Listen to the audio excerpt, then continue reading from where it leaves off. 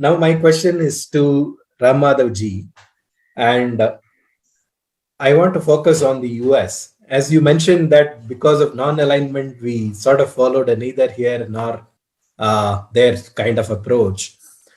And I think that there's a recalibration of that started even from the Atalji's period, where our relation, especially with US, became more and more clearly defined. And one could say fairly that it's a work in progress. And United States is going to continue to be one of the important players, if not the most important player in the multipolar world. So, how do you see our sort of tango with the US evolving from here on? What are the opportunities that we have missed, and what are the opportunities that we should not miss as we go forward, in your point of view? Uh, United States and India share lots of things in common that makes us, as Prime Minister Vajpayee used to say, natural allies. We are destined to work together. We are destined to grow together. So, one of the major bonding factors between our two countries is close to 4 million Indian diaspora living in America. Uh, but in the changing world order, India, first of all, has to decide what role it wants to play. Is it a role which will be a secondary role to, say, big powers like America, or it has got its own roadmap for how it wants to deal with many countries in the world? In that, I would say Prime Minister Modi has tried to chart a new course when he actually introduced that very important policy shift called the de-hyphenation. By de-hyphenation, what we meant was that we will no longer subject our relations with a given country or look at our relations with a given country from the prism of any third country. That means today, yes, between India and US, the relationship is growing very fast. We're targeting $150 billion bilateral trade.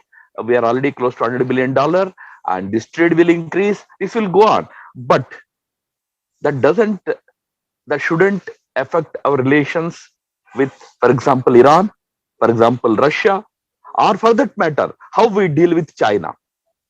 We need to have our independent thinking and roadmap for dealing with multiple challenges that we face all around us. You must remember that global power axis today is no longer in Pacific Atlantic region. It is in the Indo-Pacific region, in our own neighborhood. When global power axis has shifted to your neighborhood, it is no point looking only towards those powers which were the big powers of the last century. I'm not trying to say that they are unimportant. I'm saying every country is important. But you should decide what is the benefit you want to get from those countries. I would say, for example, the relationship that India should have with the ASEAN group of countries is as much important as it should have with America today. Why? Because ASEAN in next 3 to 4 years is going to emerge as the third largest economic power in the world. But do you know that we just don't give any importance to ASEAN countries?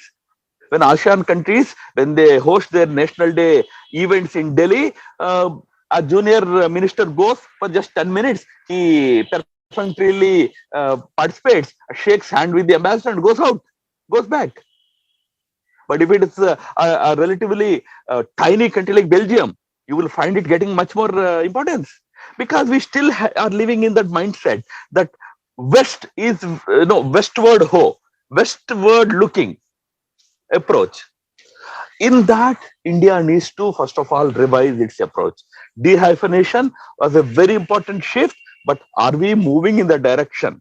Or it was limited to certain cosmetic things that we deal with Israel independently, Palestine independently. We deal with Russia independently, America independently. We deal with Iran independently, America independently. Is it only limited to that, or we now reprioritize our relations, turn east? this Indo-Pacific is where next 100 years of battles are going to happen. Where are we there? Even our own neighbors, the neighborhood, SAARC neighborhood, BIMSTEC neighborhood, where are we there? India needs to think on these lines today.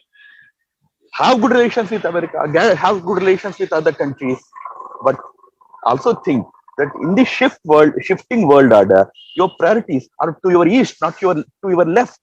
Unfortunately, that particular realization is still very badly missing in our system.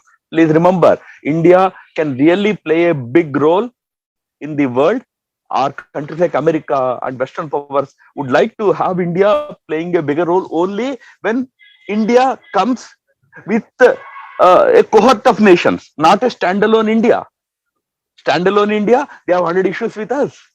But suppose India means also Sri Lanka, India means also Bangladesh, India means also Nepal, also Bhutan, then you are actually adding great value to the to the dynamics of the new world order. We are not focusing even on that. So we need to urgently reshape, reformulate our the whole gamut of international relations, turn our attention in a big way to our neighborhood, to our east, establish here. Then, of course, America is our natural friend, natural ally. We will continue to have good relations with it. Thank you.